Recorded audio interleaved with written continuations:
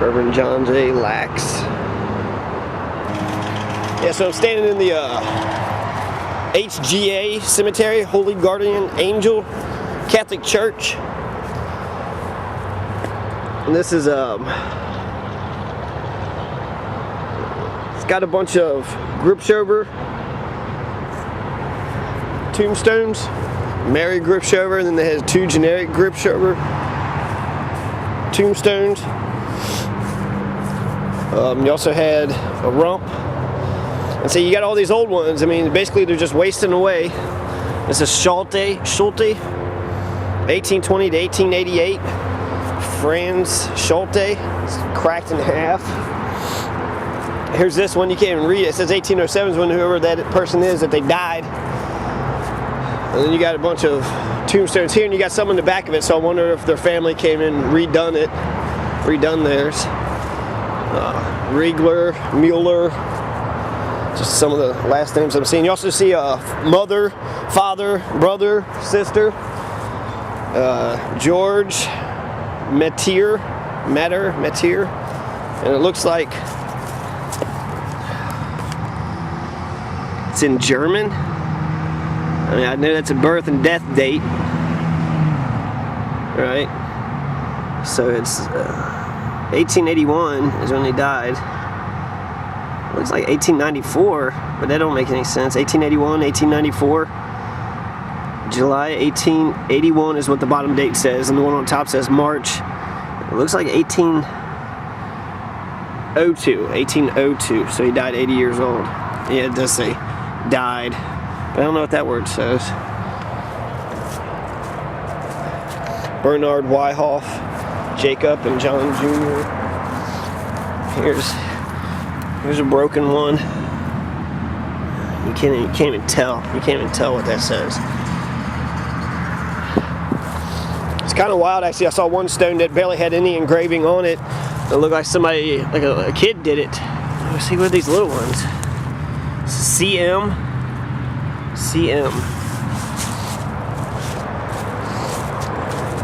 Here you got another one.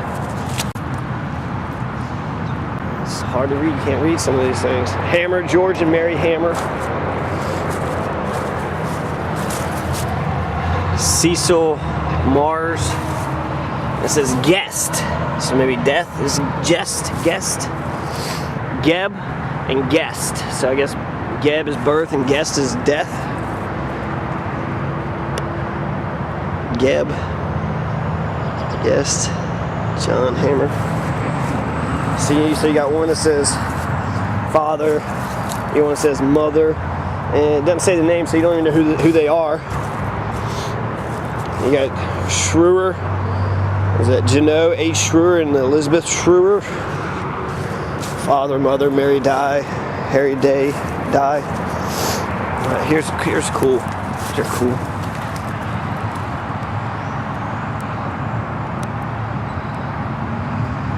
I don't know what it says. Geed, Bringe. And it's got Geb. It says the birth. But then it says R. Westfalen. So it was born in Westfalen, which is Germany. R.I.P. Basically it says same word. Maria Cobb. That's who this one is. Maria Cobb. And this says she's from Oldenburg.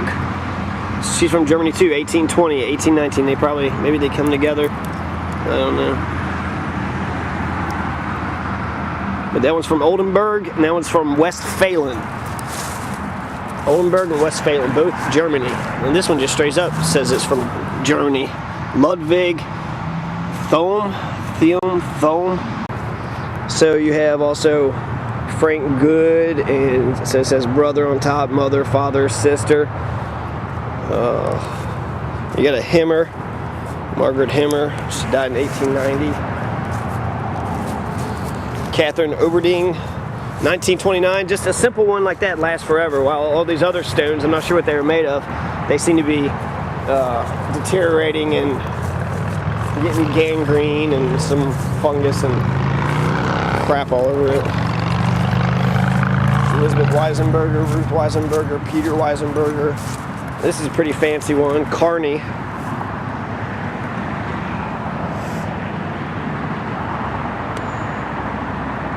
But just like the Gripshover, don't say who it is. You got an Anna Sweeney right next to it, right here in this little one right here, and that gives more data than this big block right next to it. Then here in the corner, you got John Wayne Argo, who just died 5 years ago, 1956, 2006. He died at 50 years old, fairly young. John Wayne M. Argo. And then you had Harry Argo, 1926 to 1977. And then here you got Frank Sanford, Frank B. Sanford, died in 1970. He was a friend to mankind. And it's Sanford, so it was Sanfordtown, so I wonder if these Sanfords are related to the Sanford, the folks who Sanfordtown was named after. Lawrence Sanford, he was a World War I veteran, ended up dying in 1955, so he got to see a lot of life. Our baby, Herman, our dad, Francis Joseph Ostendorf, Mother Anna, Father Joseph Ostendorf. They're all Ostendorfs. Okay. Sweeney, Wisher, Valentine, his wife, Wozniak, Valentine and Francis Wozniak. And then you have Stanislaus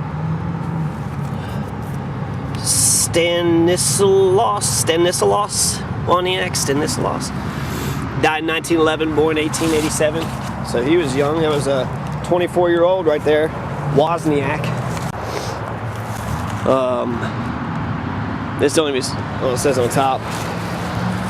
Wilgen, Nicholas Wilgen, died in 1895, born in 1820, died in 1895. Bush, Andrew and Anna, who died 1 year apart, 1913, 1919. Lewin, John J, just a father. You don't know who they are. Here's Ehlers, E-I-L-E-R-S, with the tombstone that's down. Harmeling, Alma Harmeling, John P. Harmeling, Ehlers, 1945, 1948 when they died. Here's 1941, 1946, Ehlers. Some father, somebody is up there on the cross, who's got the Jesus cross. It was a whole father. I forget the father's name. Merkel. Right now you got, I think it's Merkel, that's prime minister or president or leader of Germany.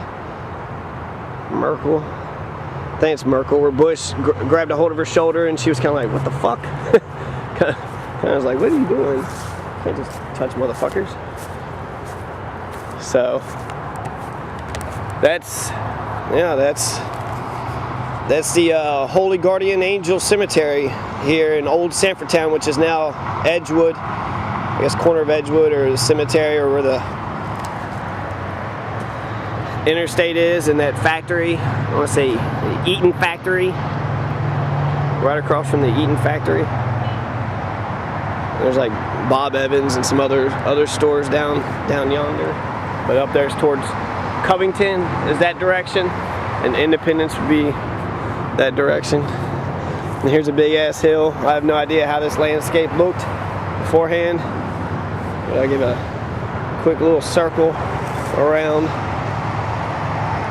because I'm sure it didn't look like this when our family was here.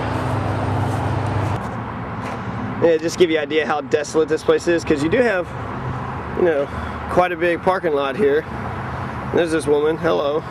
She's eyeballing me like I done something to her. Anyways, so you got this camera right here. No, you got this wall right here. So I feel like this wall's probably been here for a while. It looks old. So I feel like this is an original parking lot, just the way with the looks. And if you see here on these, on the ground, you got all these streams, and it's there's a post office person who I saw earlier came over here and took a piss. So just show you how desolate it is. Anybody, you know, the post office person, they say you can just come over here and take a piss, and nobody even know, you know, what had happened. So we'll check out this house, see if this house, it looks kind of empty. There's like a bunch of parking spots, so I wonder if it's like some sort of business. Let's go find out. Yeah, so I looked inside and there's absolutely nothing in that house, so there's nobody living here. It might be used for some sort of business. It's a 3-story house. It's right there next to the cemetery. It seems like prime real estate, especially right here in the middle of the district. Kentucky is 95% white. 95%. That's so white, it's clear, translucent, and see-through. You're as white as Elmer's glue. You look like a poodle dog, and you get burnt red with just a light bulb. Burned to a crisp, and it gives you cracked lips, which go with your lisp. You need to be pissed and raise your black power fist. Why don't you have a job and run water? St. Mary's Cemetery. Your teeth has got too much tartar. Your city needs a new charter. Why are you scrounging around with holes in your pants? Why isn't your government writing grants? If being white is so right, then why are you so poor tonight? If being white is up, why are you down? Kentucky means dark and bloody ground. We're high in poverty and low in health and education. Kentucky's a failing civilization. We be flunking out like Trey Grayson. We inherit a Western civilization. That's how we got the Irish binge drinking and the German Nazi motivations. We're second with the most preventable hospitalizations. So that means we're going to the hospital for shit that we don't need to go to the hospital for. No wonder our health care is so poor. One way to get to the middle class is to enlist and go to war. I'll take your jeers and fears, since all I got to offer is blood, sweat, toil, and tears.